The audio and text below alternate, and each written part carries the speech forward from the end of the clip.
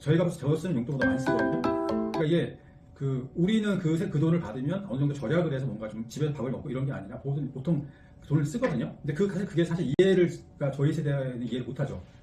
좋은 말씀들 많이 해주셨는데요. 가깝게 아는 친한 지인 아들이 흥미 영역이 너무 좁아서 아르바이트도 현재 안 하고 있는 상태고 해서 뭐라도 해봐라 자꾸 피드백을 그렇게 주니까 그럼에도 불구하고 움직이질 않는 거예요. 그게 저는 좀 제 입장에서는 좀 이해가 안 됐었는데 그게 결핍이 없어서 그런 걸까요?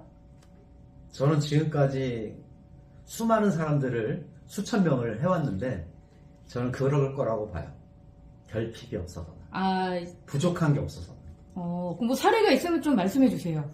아니, 저는 이제 선생님처럼 많은 학생들 지도하면서 느낀 게 아니라 자녀를 키우면서 아니면 자녀의 친구들과 여러 가지 요즘의 세대를 보면서 사실 여러 가지 차이들이 많이 있지만 어떤 차이를 얘기할 때 그 친구들이 얘기하는 게 뭐냐면 아빠 세대와 우리 세대는 달라라는 얘기를 하거든요. 그 얘기의 가장 대표적인 게 이런 부분이에요. 결핍이 거의 없이 자라는 거죠. 저희 사는 지역의 그 동네 아이들만 봐도 거의 중산층 이상의 아이들이 많은데 보면 거의 다 사실 저희 집과도 저희가 그냥 보통 중산층이지만 거의 모든 걸 해주고 키웠잖아요, 아이들이. 결핍이 전혀 없는 세대예요. 모든 아이들이 거의 대부분 그렇더라고요. 거의 90% 이상 아이들이 그 지역에 보면. 그러면 그 아이들이 진짜 뭔가 필요해서 뭔가를 할 때 돈이 부족해서 뭐 이렇다는 개념 그런 거는 아닐 거고요. 그러니까 이게 그런 필요성이 많이 줄어드는 거죠. 심지어 저희 큰아이를 예를 들어 군대 가기 전에 아르바이트를 해서 이제 기본 소득을 얻잖아요. 그럼 저는 그게 이 아이가 돈을 아껴서 쓸 줄 알았거든요. 돈 버는 게 힘든 걸 알았으니까. 근데 그게 아니더라고요. 얘 아이들은 그 돈을 다 씁니다. 그러니까 이게 요즘 아이들은 카페나 식당 가서 용돈을 쓰는 게 저희가 저 쓰는 용돈보다 많이 쓰거든요. 그러니까 이게 우리는 그 돈을 받으면 어느 정도 절약을 해서 뭔가 좀 집에서 밥을 먹고 이런 게 아니라 보통 돈을 쓰거든요. 근데 그러니까 저희 세대는 이해를 못하죠.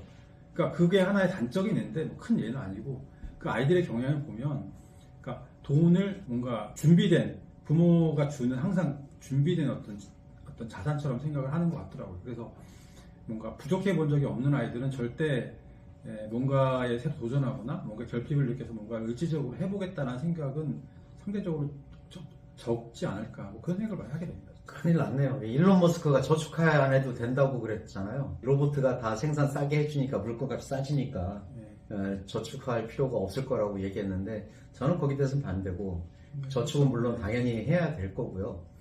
근데 사람들이 관심이 없다. 그 얘기는 아까 결핍에 대한 문제, 결핍이 없어봤기 때문에 그렇다가 하나 더니 또 하나는 뭔가 새롭게 해볼 수 있는, 도전해볼 수 있는 기회를 만들지 못했다.